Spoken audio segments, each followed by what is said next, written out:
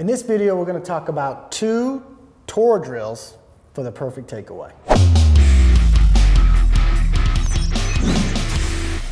All right, Sean, you see maybe more than anybody in the world a variety of takeaways on a daily basis. Yeah, I've given thousands of lessons. Thousands of lessons. Thousands this of is lessons. a lesson factory. A lot of golfers come in here to take lessons. Yeah. Facility's awesome, but you get the benefit of seeing a lot of varieties of takeaways. Yeah, and seeing what works, what doesn't, and how to fix them quickly, because they come in for an hour.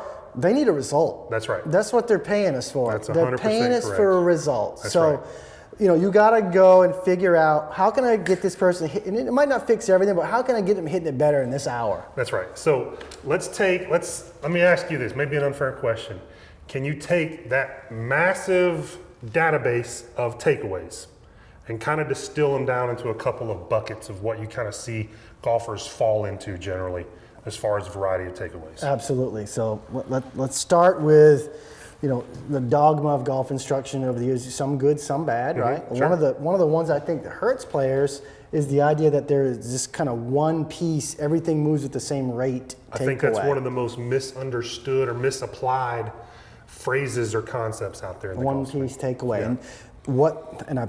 Listen. If you ask 5 golfers what that means, you're going to get 5 different answers. But most of them will take it as this. Yes. They will turn everything and leave the arms very passive. Right. So basically, by the time that the club gets in what you would say a takeaway level, which would be level to the ground, they've overturned their body, which gets the hands too far in, the club too far in, and they've used up all the turn. Now you've got this up and over motion on the downside. Let's use our swing plane as what a reference, and we'll set you up at the front of the swing plane so we can see how Like this? that would, how that would represent itself in a one piece, kind of an often, it comes off that plane. Yeah. Really, it starts bending the plane right in through here. Yeah, it would probably be more like that, Right. which this is Skews nowhere near the plane. target line. Yeah, no way.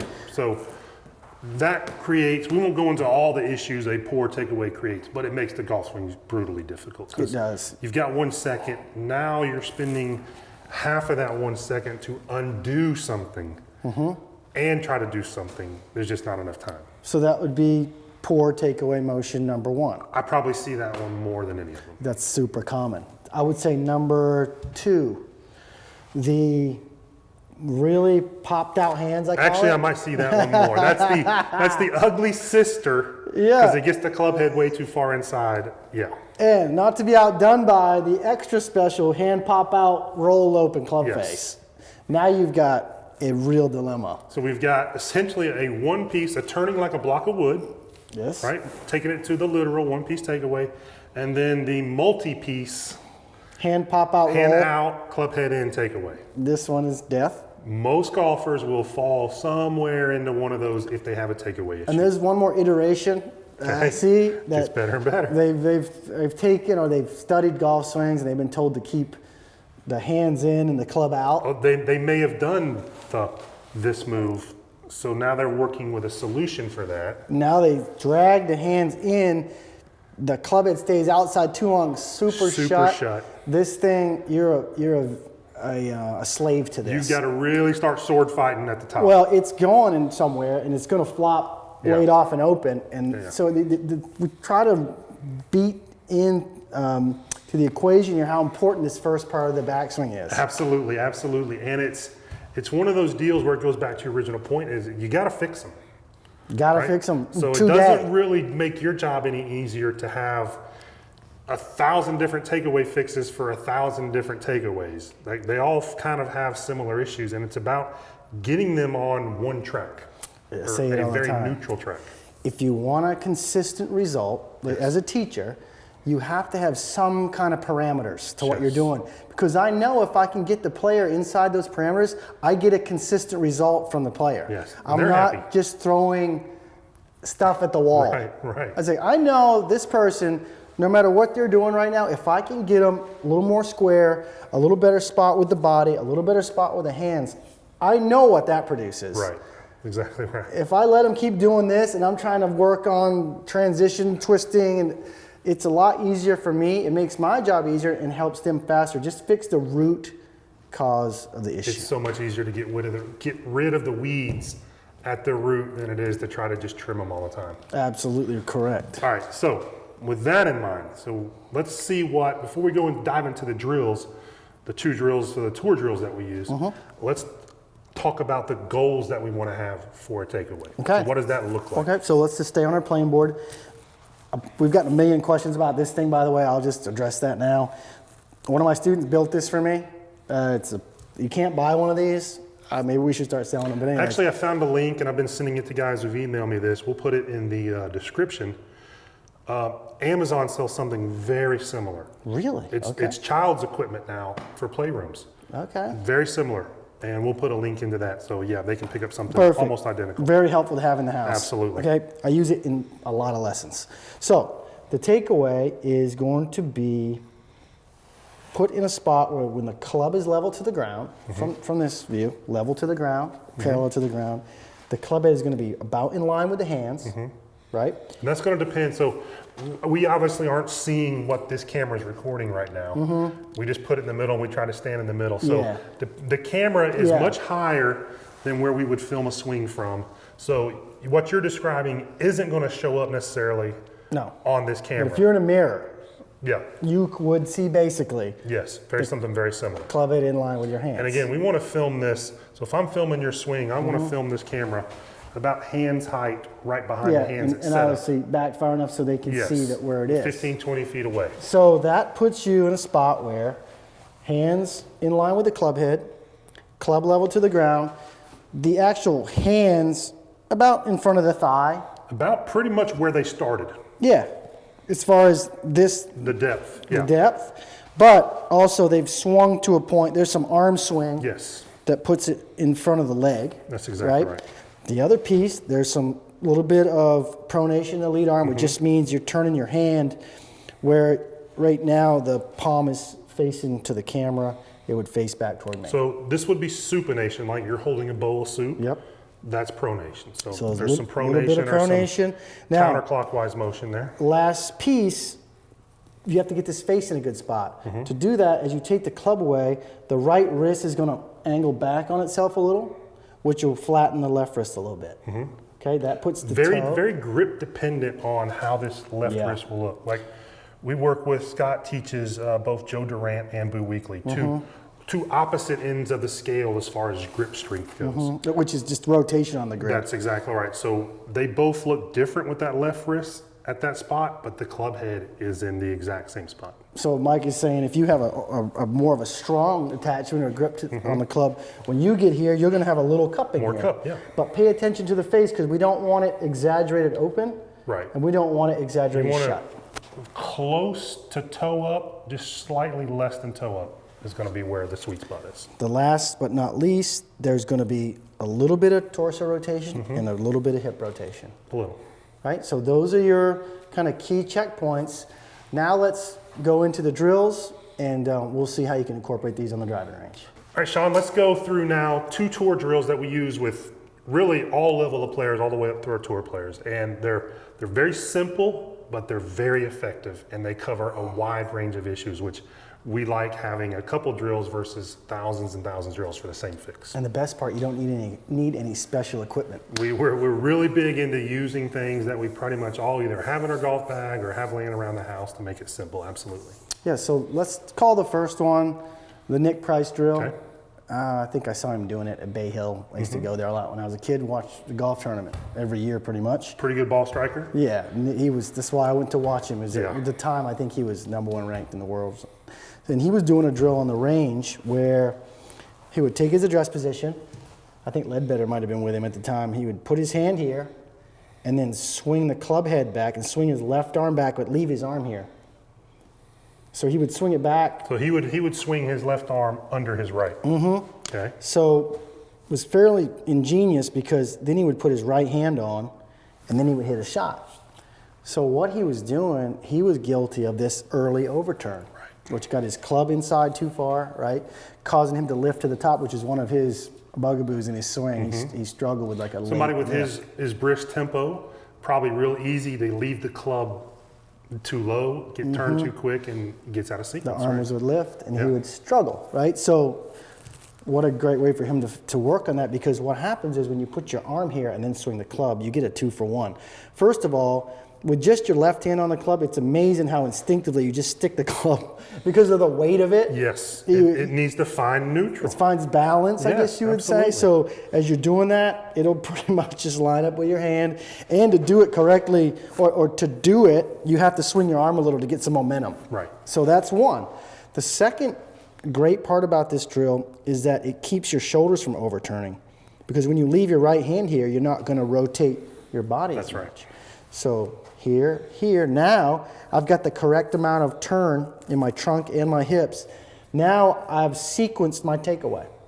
From there, I'm just going to finish a little bit of arm swing, a little bit of turn. I have no more runoff, no more lift, and I'm hitting the ball. And that's a great way. That's drill number one. It's a question we get a lot in all the social media channels that we work on.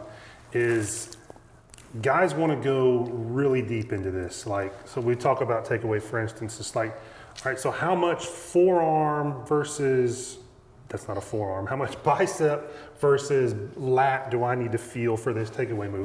That's way too in detail. You're going down the wrong road thinking about that. That's the beauty of this drill, is it's a swing, boom. That's how much of all that you need to feel. And you need to feel it rather than, we can't type out an email saying, okay, 10% flex over It's what not you how it were. works. It's just not how it works, because this is not a destination. This is an early part of a whole motion. And if you can feel these things, right? That's the beauty of this. I can close my eyes, I can feel that, put that on there. That might be a completely different look than I've ever seen myself in a mirror, but it's gonna be the right look. So now I can start to connect those dots. Yeah, once you do that a few times, put two hands on the club and say, oh, I feel it now. I got to get Okay. more motion in the club head. And what we usually see with this, or what I've seen, is this is a left arm drill that we're doing, but guys are finding out my right arm was nowhere near doing what it was supposed to do. And it was either pulling back, like you said, or taking it up. So you really, by taking this arm, the culprit out of play, you can now start to get this thing working better, and then put it back on. You go, okay, now that makes sense. Okay, Mike, let's talk about tour drill number 2 for the perfect takeaway. Yep, it's a motion now. Let's put We like motion. let's put more motion to it, right? That's right. Some athletic motion. I really love this drill because it takes care of almost all the takeaway issues, That's right. right? And a lot of those arise because we're trying to start things from a static position. Right, so if we were gonna go play catch, right? We're gonna throw balls at the camera's gonna come to life and throw balls back at us. We would throw, and while we're waiting, this is what we'd be doing. Without even thinking about it. We wouldn't throw or get ready to throw and then freeze, right? Yeah. You gotta be moving before the movement starts. And it's not a big sway or big rocking, but there is some subtle movements there that's really gonna help. Yeah, and it'd be like you playing third base like this. Hey, man, Right, the ball's right. coming. You got to scoop it and That's go. right, they'll send you out there to right field if that happens. So, and baseball is different too because you're able to. Move around, dance the bat. Golf is a little different. Yes. It's so static. So Yes. how do we get some freedom and athletic movement as the club moves away? It's very difficult, and that's why people struggle in this first part of the swing. How do we get it going? It's like the classic question: how do I start my swing? Right, hear it all the time. Instead of thinking about what muscle to use and Right. how to do this or Activate cock this, cock that, yeah. So here's one way to do it, and I love these kind of drills, right? Get in the club in motion. A lot of these drills I got from different teachers over the years. This one, I'll give credit to Gary Gilchrist, unbelievable teacher. Uses a lot of these drills at his golf academy. Staggering amount of drills in his library. And the guy has cranked out some good Yes. players. Okay, so this one here, start the club forward, okay? As you do that, and I would just do it as a practice first, don't hit a ball yet. Right. Start the club forward and lift the right heel. So it looks like this. You're kind of past impact with your weight, pressure, all that stuff. It's Yep. all on the front side. And instead of just swinging the handle forward, I've let Right. the club head swing and kind of pivot off my belt buckle. Yes. Okay, I'll cup the left wrist, right Yeah, wrist. we're not trying to pose post impact, No. something like that. So it looks like this. I'll do it from face on, and Okay. I'll do it from down the line to show you the results. So forward, put the right heel back down, swing the club back, stop. Yep. Okay.